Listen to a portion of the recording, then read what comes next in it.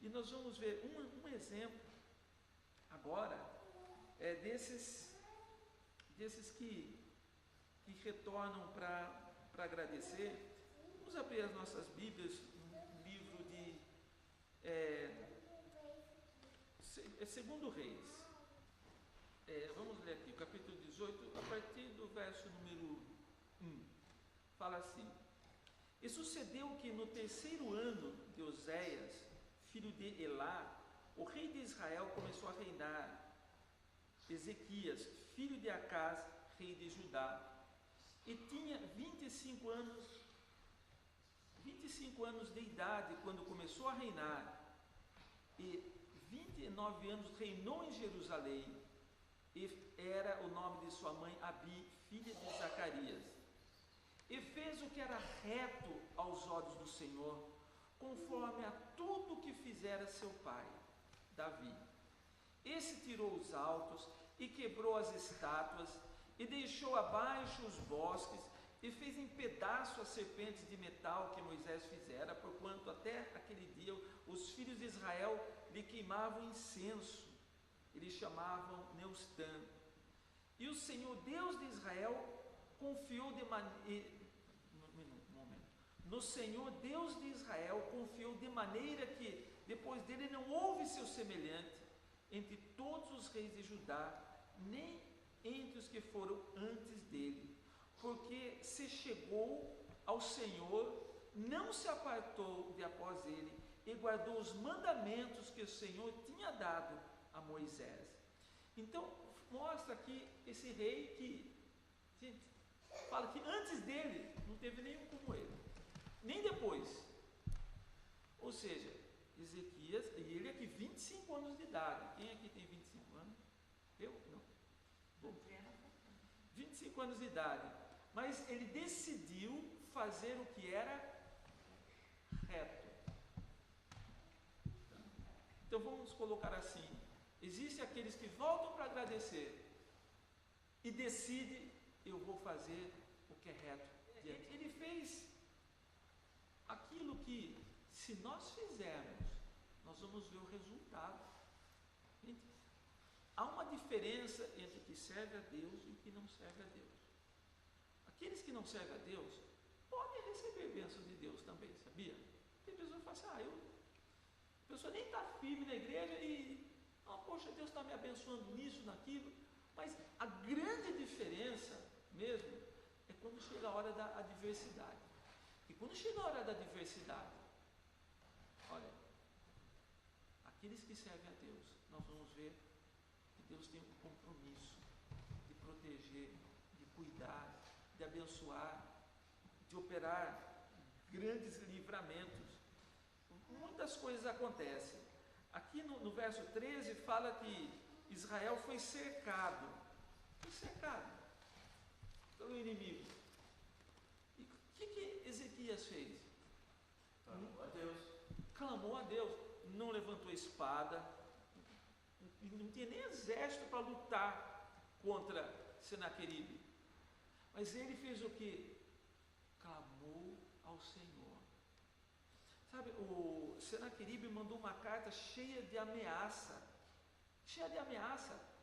olha, já destruí tudo, todas as nações já foram destruídas, vocês vão ser destruídas também. Mas o que ele faz aqui? Ele continua confiando no Senhor. Ele pega aquela carta de ameaça, vai lá, leva para Deus aqui. Deus, olha aqui, chegou lá junto com o profeta Isaías, aqui estão as ameaças. Senhor, falaram que tu não tem poder para nos proteger. Falaram da gente, falaram de ti, Senhor. Deus manda a palavra dizendo assim: olha, assim diz o Senhor, nesta cidade não entrará, porque eu vou lutar por esta cidade, por amor de mim mesmo, o Senhor diz.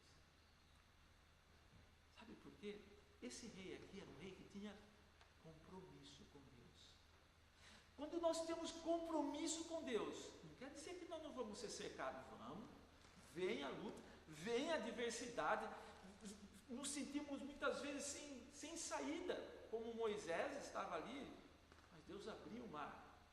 E aqui, pela fidelidade dele, quando ele clamou ao Senhor, Deus enviou um anjo, imagine só um anjo, chegou lá no arraial dos filisteus, e foram 185 mil, sabe o que é isso?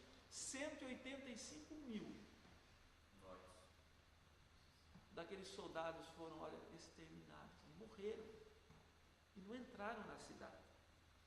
Sabe por quê?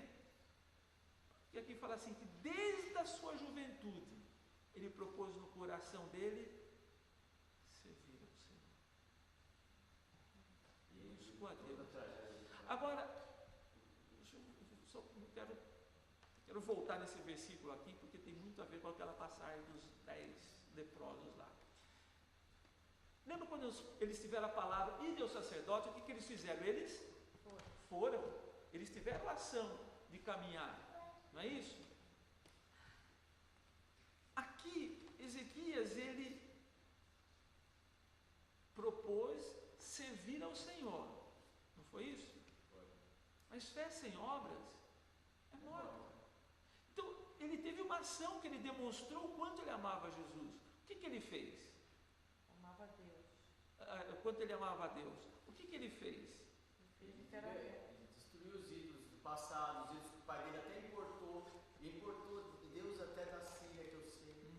Ele importou Deus de todas as regiões que venciam. Ele destruiu todos esses ídolos. Destruiu a serpente que Moisés fez no deserto, que o pessoal adorava. Reconstruiu o templo. Ele restabeleceu o culto. Pense que nessa época, quando ele começou a ser rei, não tinha mais culto.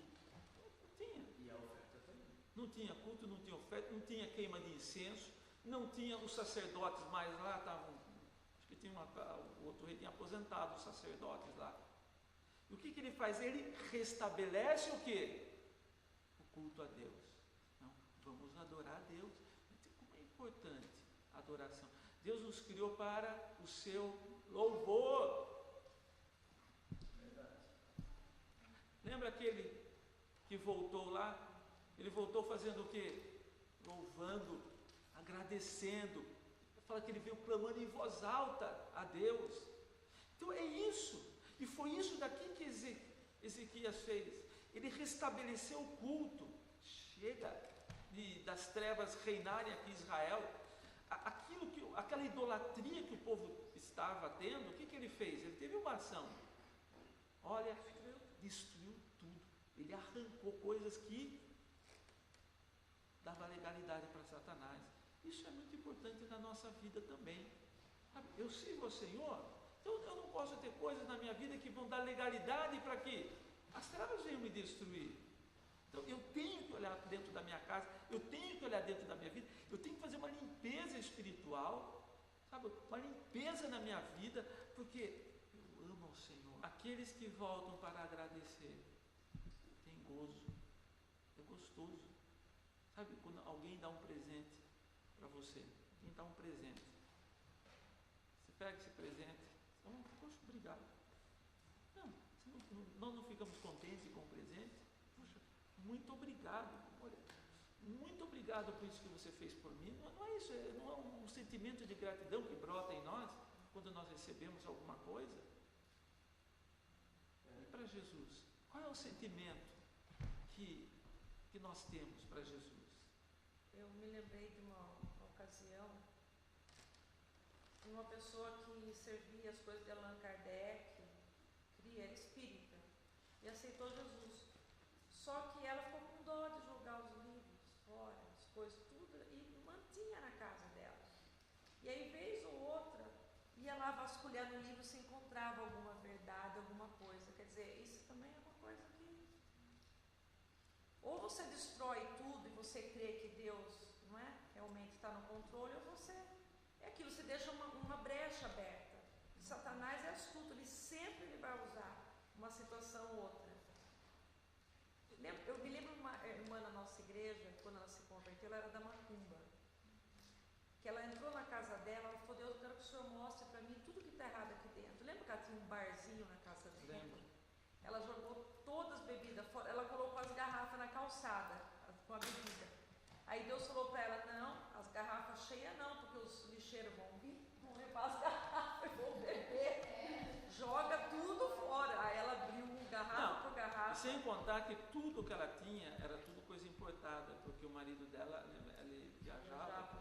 Todo lugar que ele trazia algo do melhor que tinha de bebida. Aí ela jogou as roupas que ela tinha na Umbanda guardada, os vestidos brancos lindos de renda, rendas caríssimas, com dó de jogar, Deus falou, joga fora.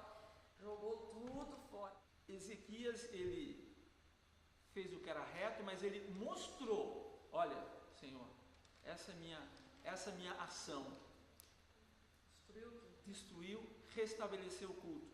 Quando ele foi ameaçado, gente, é gostoso você chegar diante de Deus quando você está fazendo o que é correto.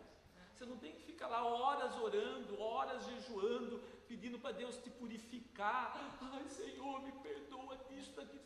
Não, você já chega com ousadia diante do trono da graça, porque o sangue de Jesus já te purificou de todo o pecado. Você já não está mais tendo uma vida de pecado, você está tendo uma vida reta diante de Deus.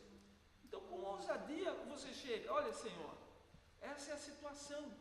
Você não precisa se sentir acanhado diante de Deus, porque o pecado causa justamente a pessoa ir encolhendo. E aqui nós vimos o que? Ele, primeiro, acontece esse milagre aqui, ele vem aquele anjo, liberta, livra ele, né? E no capítulo número 20, fala que ele fica doente.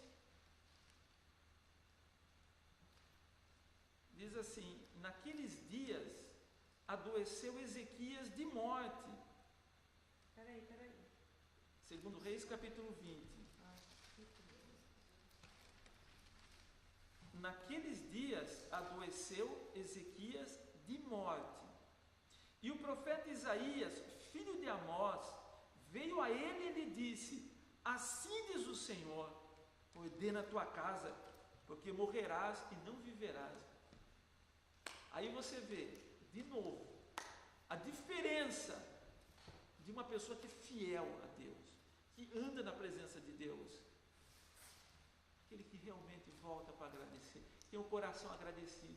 Gente, se nós estivermos vindo na igreja só pelo benefício, nós vamos estar como aqueles 9 leprosos, só vem porque está doente, só vem porque está com enfermidade, só vem porque precisa de um milagre, só vem porque precisa disso, né? Agora, quando nós chegamos como aquele que se ajoelhou para agradecer, as coisas vão mudar. Ezequias tinha um coração agradecido, ele restaurou a adoração em Israel. Só que ele ficou doente. Todo mundo pode ficar doente. E ele ficou doente. E ele estava mal, eu acredito que ele tenha orado por conta dessa enfermidade. Aí ele recebe a visita do profeta Isaías. Imagine só, o profeta chegando, acho que ele pensou, que bênção. Agora tem bênção para mim aqui, né? Aí o profeta, em vez de dar uma notícia boa, dá uma notícia ruim para ele. Deus, olha, o profeta diz assim diz o Senhor, acho que ele, o quê? Coloca a tua casa em ordem. Ordena a tua casa, porque morrerás. Gente, nós temos medo de falar dos outros, que os outros vão morrer, não temos? Quem tem coragem? Mas vamos supor, uma pessoa que está no pecado, uma pessoa que está fazendo coisa errada, não adianta a gente ficar passando a mão, não, Jesus é misericordioso, Ele é misericordioso, Ele é justo, é amoroso, Ele morreu pelos nossos pecados. Só que se a pessoa não se converter, vai morrer no pecado. E essa palavra foi tão impactante que ele falou assim: olha, arruma a tua casa, porque você vai morrer. Como assim? Não vai viver. Falou isso e foi embora. O profeta não é de muitas palavras, não. Ele não tem que ficar querendo ajudar a Deus, querendo explicar o que Deus falou. Não, é isso daí e foi embora. Diz assim o verso número 2: então virou o rosto para a parede e orou ao Senhor, dizendo: ah, Senhor, se servido de te lembrar e que andei diante de ti em verdade, e com o coração perfeito, e fiz o que era reto aos teus olhos. E chorou Ezequias muitíssimo. Olha o que acontece com o choro de uma pessoa que é um adorador, uma pessoa que é agradecido, uma pessoa que tudo que Ezequias fez foi para glorificar o nome do Senhor. Sucedeu, pois, que não havendo Isaías ainda saído do meio do pátio, veio a ele a palavra do Senhor dizendo: volta. Olha só, volta. E dize a Ezequias, chefe do meu povo: assim diz o Senhor Deus de Israel, ouvi a tua oração e vi as tuas lágrimas, eis que eu te sararei. Ao terceiro dia subirás à casa do Senhor, e acrescentarei aos teus dias 15 anos. Mas não vai ser só isso, tem mais ainda. E das mãos do rei da Síria te livrarei, e a esta cidade, e ampararei esta cidade por amor de mim e por amor de Davi, meu servo. Aí Deus receita o remédio que ele tinha que usar ali. Fala assim, usa uma pasta de figo, passa nesse negócio aí, você vai sarar. Ele se recuperou. Na verdade, eu acho que Deus mandou ele fazer isso só para a fé dele aumentar. Porque uma pasta de figo que cura uma úlcera, assim, depois de 15 anos ele... Deus deu 15 anos. Deus fala que ele vai morrer de novo. Eu não sei. Segundo os estudiosos aqui, essa pasta de figo ela tem um poder medicinal muito grande. Pode até que seja por conta disso, ou isso estimulou a fé dele para ele crer, e aconteceu. Só que ele, mesmo assim, ele fica um pouquinho na dúvida. Ele fala, mas espera aí, Deus fala que eu vou morrer, de repente fala que eu vou viver? Como assim? Aí ele pergunta no verso 8, qual é o sinal que o Senhor me sarará e que ao terceiro dia subirei à casa do Senhor? E disse Isaías, isto te será sinal da parte do Senhor de que se cumprirá a palavra que disse, adiantar-se-á a sombra 10 graus ou voltará 10 graus? Então disse Ezequias, é fácil que a sombra decline 10 graus, mas não voltar a sombra 10 graus. Então o profeta Isaías clamou ao Senhor e fez voltar a sombra 10 graus atrás, pelos graus que já tinha declinado no relógio de sol de Acais. Gente, eu fico pensando, eu vou até fechar a Bíblia, depois dessa daí nós vamos orar. Olha o poder de Deus. E olha a fé também.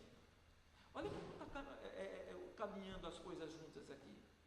Deus é poderoso, mas se eu não crer, não acontece nada.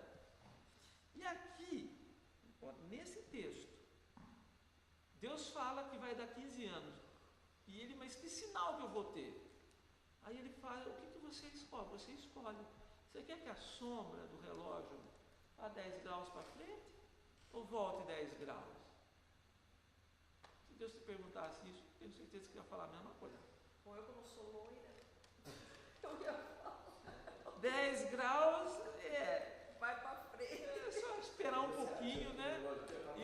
E vai. Mas voltar 10 graus. Aí Isaías faz o quê? Olha o profeta do Senhor também. Clama ao Senhor. Aleluia! Ele clama ao Senhor, Senhor, volta. Faz parar a terra. Mas diz só, Deus, a terra não está virando? Um dia assim? Está rodando. Não é só a terra, o universo inteiro tem que voltar. Isso. Ele para o movimento da terra volta. Aleluia. Deus é poderoso. Deus é poderoso.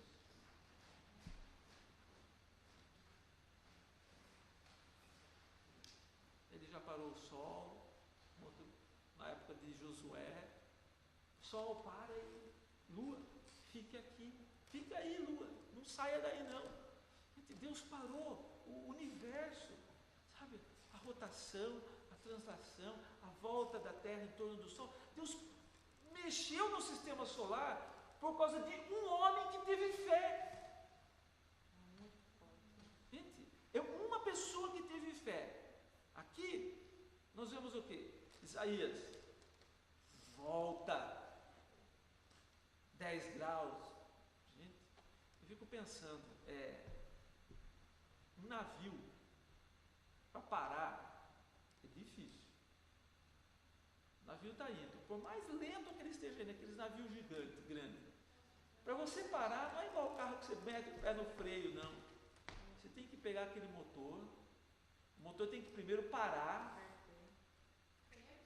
aí inverter as engrenagens lá e começar a rodar para trás. Mesmo assim, o navio ainda vai até ele parar. Aí depois ele vai parar. Aí eu digo assim, parar o navio. Falou o filho do capitão. Filho do capitão Medeiros. Experiência. Gente, parar o navio é difícil. Agora, parar o mundo, parar o universo. Mas Deus parou porque esses homens creram. Nós tivemos a oportunidade, quando nós fomos para Israel, nós fomos até esse vale de Aijalon, onde Josué mandou que a lua parasse. Nós fomos lá à noite mesmo. A lua parasse no vale de Aijalon e o sol do outro lado, na outra extremidade. Sabe, esse é o Deus. Como que é a tua fé? Hein? A nossa fé, eu digo uma coisa, está ligada com a nossa vida espiritual. Quanto mais eu ando com Deus, quanto mais eu estou na presença de Deus, gente, a minha fé vai ser maior. Eu vou crer, porque, gente, olha essa palavra aqui. Aquele que retornou para agradecer, ele foi salvo. O que você veio fazer na igreja? Agradecer ou só pedir? Hein? Qual que é a sua posição? Dos 9 ou daquele que retorna? Agora, veio para agradecer? Então tenha fé. Tenha fé. Olha, aqui, e olha como vale a pena você ser uma pessoa que serve a Deus. Eu dou glória a Deus porque eu posso dizer o seguinte: eu sirvo a Deus desde a minha mocidade. O melhor tempo, eu digo assim, de maior energia que eu tinha, de maior força e vigor, eu e a Kátia, nós nos desgastamos na obra do Senhor. Que bênção. Sabe? A Kátia com 18 anos, né, Kátia? 16. Não, quando nós começamos já no primeiro trabalho. 18 anos. Ah, mas com 16. Eu com 22. Com 16 já estava assim, evangelizando e anunciando e falando. Isso daí, quanto mais tempo nós estamos na presença de Deus, sabia que também conta ponto? No seguinte aspecto, você pode parar e olhar, sabe, como Ezequias: Senhor, tu tens visto, isso aí aumenta a nossa fé. Senhor, tu tens visto a minha vida. Eu mesmo, quantas vezes já orei assim: Senhor, olha para a minha vida, Senhor. Eu sempre te servi. Senhor, nunca me desviei. Uma vez eu falei: Senhor, para mim tu não precisa dizer uma palavra inteira. Se tu quiser meia palavra, tu sabe o que eu já vou fazer. Senhor, fala meia palavra. Sabe? Eu quero te servir. A nossa vida, a minha vida, faz que a minha fé cresça. Eu tenho certeza que a nossa vida vai fazer que a nossa fé cresça, para que nós possamos então clamar ao Senhor e declarar as bênçãos